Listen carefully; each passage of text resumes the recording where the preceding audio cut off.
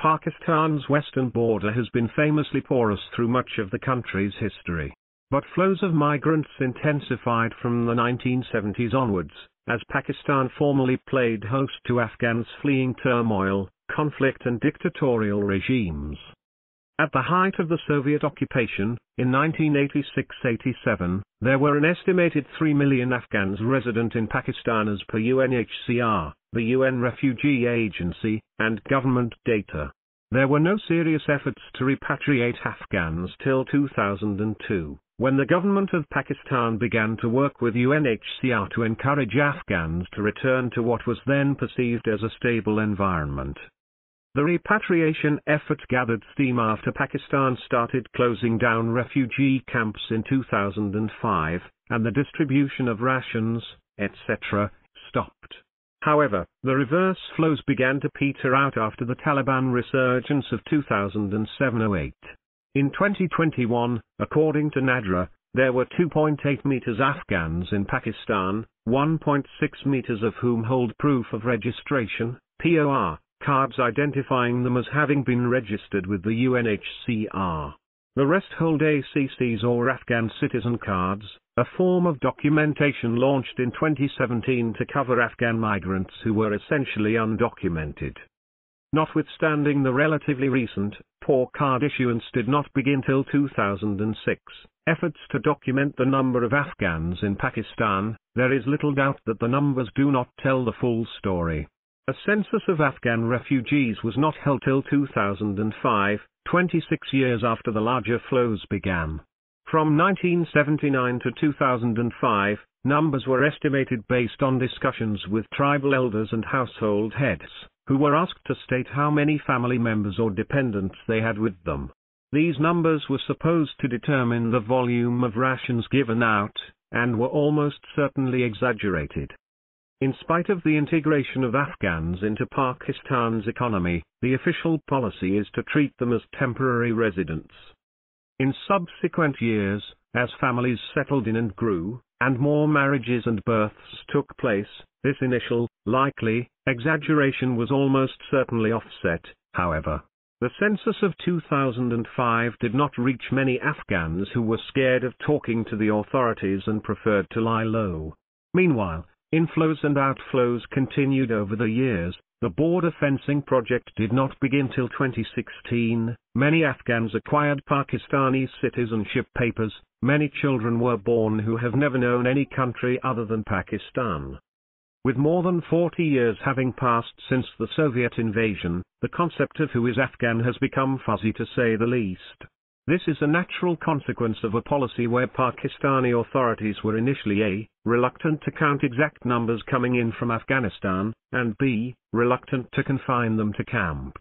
In fact, the latter was impossible given the tribal, familial, linguistic and religious links with the local population, particularly in the border regions. There are other factors also which preclude the classification of the Afghan community in Pakistan as refugees in the strict sense of the term. Refugees are formally defined, as per international law, as people who cannot go back to their homeland for fear of persecution or death. However, Afghans had been moving back and forth across the border with few restrictions from the late 1970s till 2016-17. Many of those who came to Pakistan as refugees, and have been resident here for years, have also made frequent trips back to visit relatives, get married, check up on land and property, etc. Until recently, it was not a problem to cross the border using the POR card, or the Afghan Tazk era, or indeed nothing at all. In spite of the obvious integration of Afghans into Pakistan's economy, notably their presence in transport and logistics, construction, retail and wholesale trade, and the food business to name just a few, Pakistan's official policy is to treat them as temporary residents. Afghans are not allowed to own property or businesses.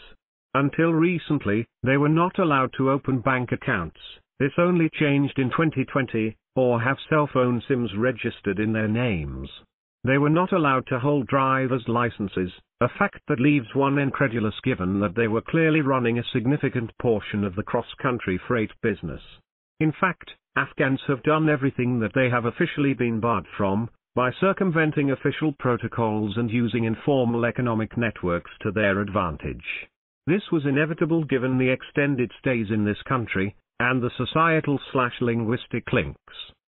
Pakistan is not a signatory to the Refugee Convention of 1951, or the accompanying Protocol of 1967. The government of Pakistan says that it has actually given the Afghans many facilities above and beyond what the convention stipulates. This can be debated. But what is true is that Pakistan, in spite of hosting a large migrant/refugee population for over 40 years, has not developed a comprehensive policy on what to do with migrants. Pakistan adheres to international law in that it does not practice forcible repatriation, at least officially. But there are still too many unanswered questions. Why is there no path to citizenship, and what purpose does it serve to not have one? Why were people allowed to freely move around in the country and settle here, yet not allowed to legally work or run businesses or own property? How can one facilitate students to take examinations when their parents do not have the requisite citizenship or refugee status documentation? It is important to start working on these issues. It does not serve the larger interests of the state or society to host a large population that is overlooked by social services or social protection systems, is not documented and is perpetually vulnerable to the whims of law enforcement and security agencies. The recent protests by Afghan migrants in Islamabad must be taken notice of, and a clear policy enacted. The Writer works on economic policy and governance issues. Sophia.aftab@gmail.com.